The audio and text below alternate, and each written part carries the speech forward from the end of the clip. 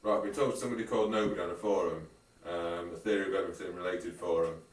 I'm just going to read out some of the stuff that Nobody said before I reply to in text on this forum, okay?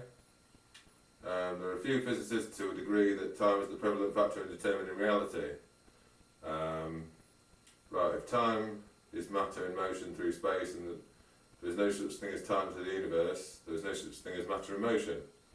Excellent point, excellent that. The thing, right, I better read out a bit more and then I'll actually get talking about it. It's all relative to individual standpoints. As Alan Guth might say, all mass plus all gravity equals zero. I love this, you know what I mean? This is great, right? Perhaps someone like yourself might grasp the gist of 1 equaling 0, myself as in me. In a sense that when we refer to 1, we're referring to positive, negative and neutral, which equals 0. It's sort of like the universal state being synonymous to 1 photon or graviton. Existence manifests itself when it's divided into positive, negative and neutral changes. The universe, as you said, whatever that is, that's what I said, whatever that is the ultimate question, perhaps like the elusive 0, it's undefined until defined by extracted measurements. Okay, right, the point here is,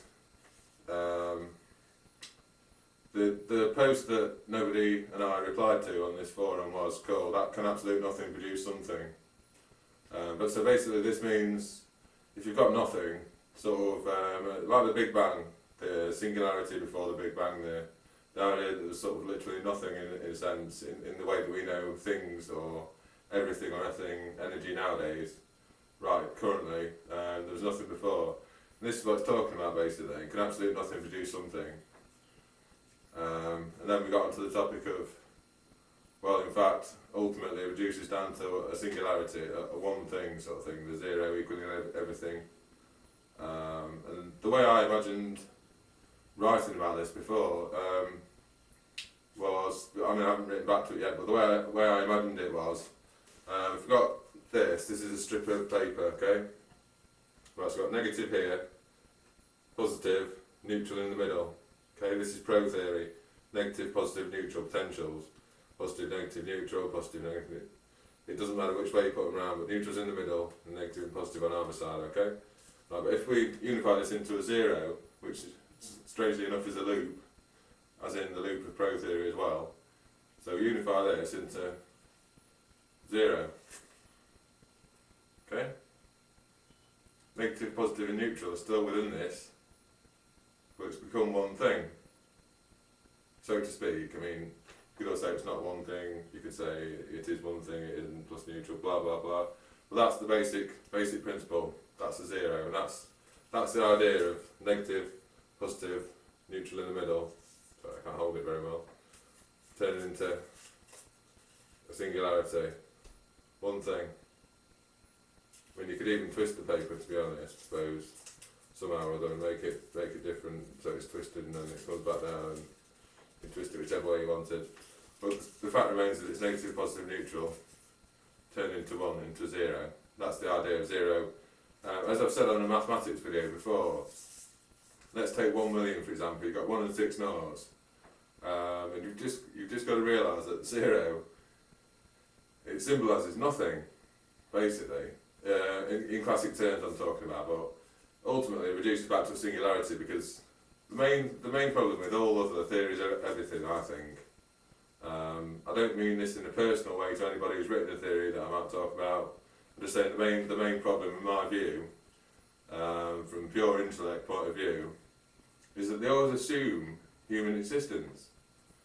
And the whole idea of me writing pro theory originally was not to assume human existence, to explain what might happen if there wasn't human existence, you see. I can grasp the concept perfectly, actually, Nobody, of, I think anyway, of 0 equaling everything, encompassing negative, positive, neutral, and this is the example I've just used, isn't it? Okay, negative, positive, neutral, just sort of melded into 1, in a sense, into a 0, into a loop, whichever way you want to put it, but basically the original idea of the pro theory was, well, if there were no humans, how can we possibly answer something then? I mean, it's alright saying this is an atom, you know, time is time, gravity is gravity, relativity is relativity, the speed of light is the speed of light. But the point is, if there were no humans or conscious life at all anywhere in the universe, just hypothetically speaking, in your imagination, what if, would there still be light? I mean, you can say yes, but you can't prove it, so to speak, can you? You can say no, but can you prove that either?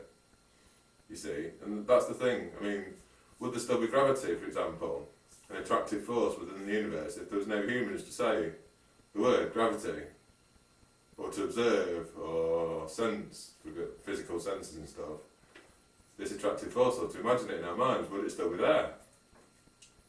And the answer I came up with, well, the answers that I came up with originally, just to sort of, not to solve the problem really, because that's singularity, but I just thought, well, end of the day, the most accurate thing we could possibly say about this, really, truthfully speaking, is that there's three possibilities, obviously relative to human existence, as in if I wasn't here I wouldn't be able to write my theory or talk about negative, positive, neutral potentials. But I thought, well, there'd be the possibility for light to exist, not exist, and neutral simultaneously. And we couldn't really prove one or the other. This was the original point on pro theory that when I wrote it originally. Because a theory of everything, like this thing with the negative, positive, neutral becoming the zero, the one, the singularity, it's a bit like that. When I refer to pro theory as a theory of everything, I mean a theory of everything, nothing and neutral. By the term, that's what I mean when I say the word everything as a singular word, describing pro theory, you see, and that's what it's about really, because if there's no humans here, anywhere, then what on earth would there be? Can you say anything? And like I say, the most accurate answer that you could say to that is, there would be something, there wouldn't be something, plus neutral. Ridiculous as it sounds, that's the absolutely most accurate you can get with this. Really. I'm just going to look at these notes again and see if there's anything else I can say to nobody. Right, yeah, this is it.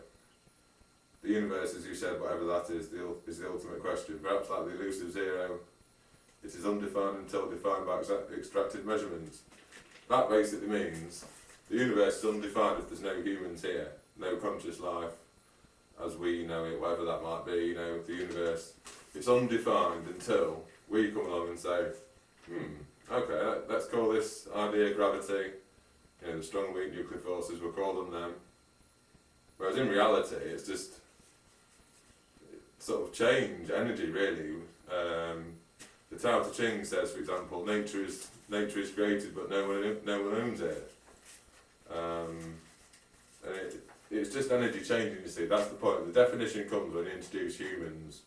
And that's the problem with all other theories of everything that I've read so far, is that they all assume the existence of humans. Anything more specific than three types of change simultaneously can't be accurate 100% unchangingly because it relies on humans. If I give pro theory some kind of name, I say, oh, this such and such a reaction, or this pattern, this, that and the other, that relies on me existing to be able to exist, if you see what I mean. So the most accurate way is three things simultaneously, and that's just the best that we can do, I think, really, at the moment. I'm going to watch this back. I hope this comes across okay, nobody. I'm not feeling very focused today. I've been waiting to reply to you, see, so I can make a video about this. But hopefully once I've watched this video back, it'll give me some more ideas and inspiration.